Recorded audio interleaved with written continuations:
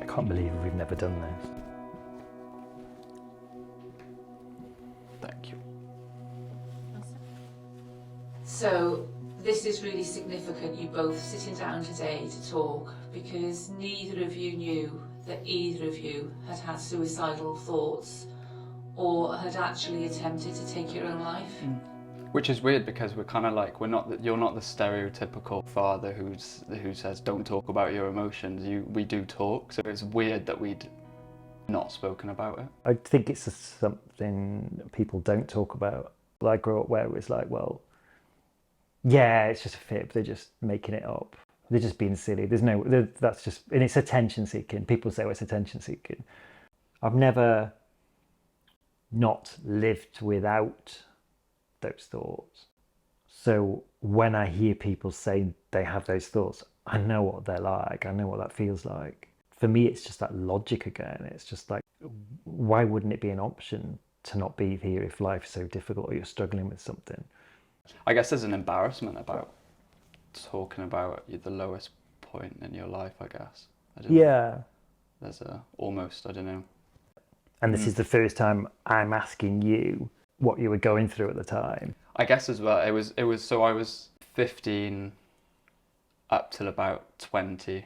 I felt like I was in a relationship where both parties were kind of fighting for attention.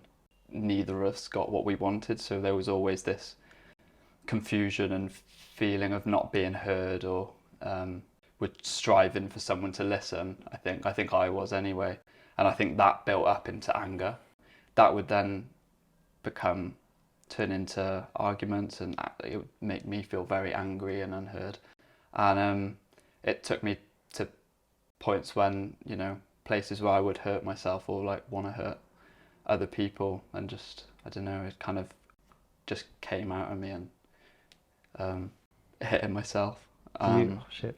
Yeah. And yeah, one time I did go into the drawer and grab a knife, and I was in a fit of rage. I was so angry, and I was looking for somebody to care, and that I didn't do anything, just cried. It's really hard. It's hard hearing it just because you're like my kid, and it's like, shit, I wasn't there. Shit, I wasn't there. In that situation, I was like, I don't want to be here anymore. I don't want to be in this situation, but I don't know how to get out of it. So the only way I know how is to just get really angry, Inflicting the pain by punching myself or hitting myself was kind of easier than the emotional struggle. Why didn't you tell me at the time? I guess because it's just embarrassing, isn't it? And everyone looks like they got their shit together when most people don't. Most people don't really. And yeah, there's I get that. It's not professional to like express emotions, really, is it? How do you feel about telling your dad now, talking it through now? I guess I kind of assumed you kind of knew. I didn't think that I needed to tell you about these things because, I don't know, just didn't tell you. Yeah. But I'm crying now talking to you about it, so there must be something there. Yeah. But oh, for fuck's sake, weird.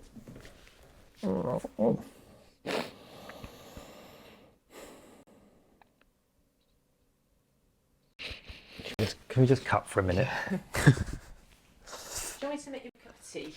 Just stop for a minute. It's my turn. How do you feel about talking about it? This is hard. Shit, why do I'm normally on the other side of the camera for a reason. Yeah. Why can't I talk about it? What is so difficult? I don't remember what built up to it. I do remember like how I felt. I remember the sense of just like, what's the fucking point? And I'm gonna, it really was like, I am low. This is the end. There's just no point. But I remember being very meticulous about, it wasn't like yours. It wasn't like your... It's very different. It was almost like the most logical answer to Yeah. my situation at the moment is if I'm not here, like a robotic. Because logically, I can completely understand why some people would think that it's a logical solution to end your life, because it is logical. If your life's so crap, why wouldn't you decide that a logical thing is not to be there anymore? And I think that's a really legitimate thing. What was your life at the time?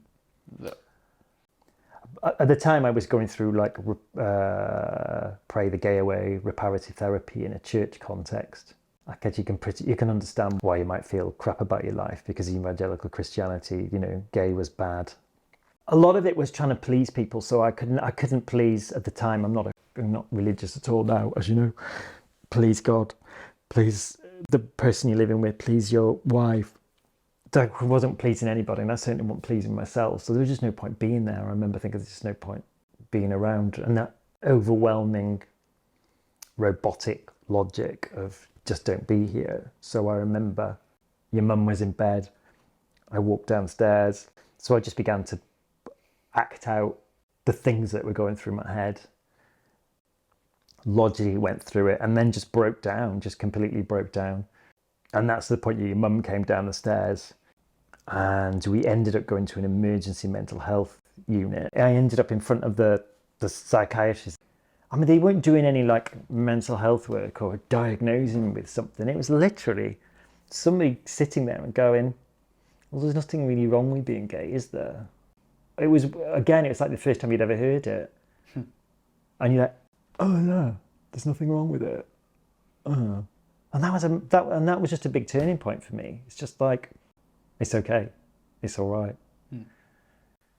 Can I just ask you questions that I want to know? Was it weird that you'd had a child? Was it confusing for you? I remember thinking at one stage, what the hell's the point? Why would I bring a kid into this world? Like, why would I do that? Because I'd felt so crappy about what life was like. Why would I want you to come into the world? Do you know what I mean? So there's probably a bit of guilt there in a way. Like,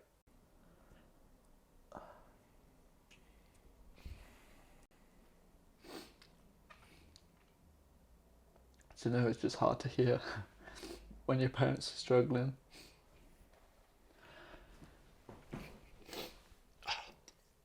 I think it's because you think that your parents have it all under control. yeah, okay, yeah. And you grow up thinking that, and you get to a certain age where you realise that they don't have it under control. Yeah, true. If the pain of what I've gone through, and that recognition that those people, you will have those thoughts, and I'll talk about it.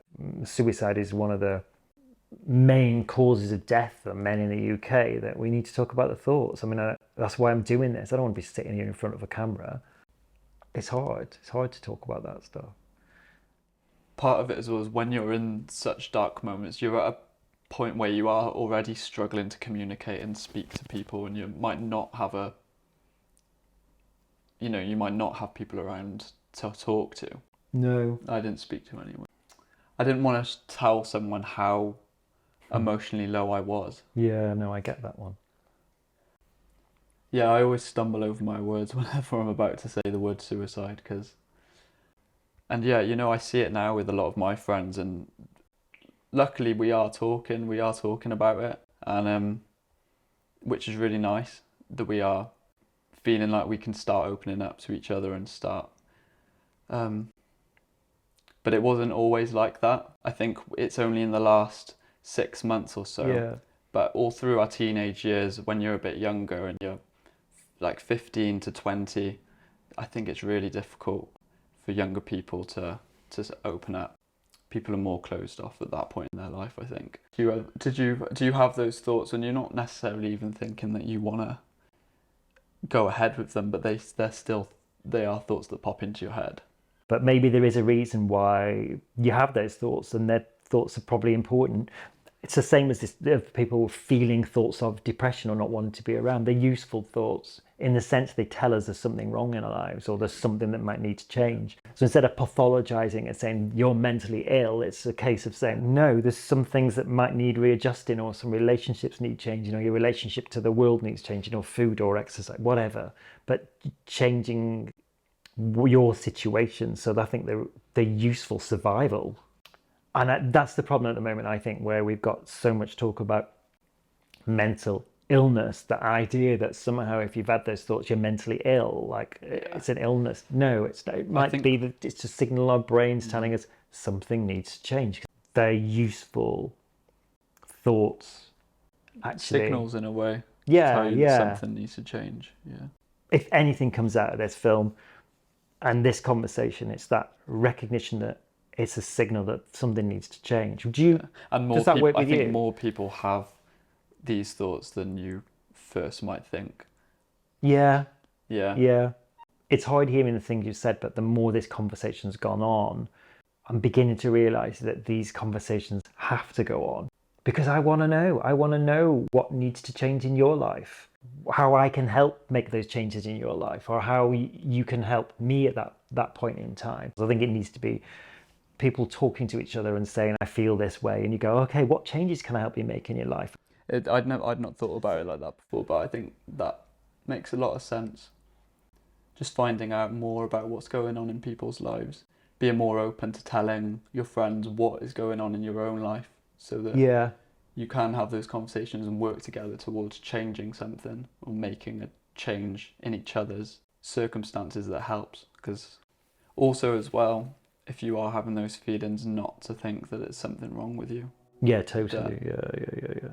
There are other people out there feeling similar or thinking similar thoughts, and even if you are struggling to talk about it with someone else, just knowing that it's not something wrong with you. Yeah. You were both really nervous before you came into this. Yeah. I was very nervous, yeah. We were right now. You're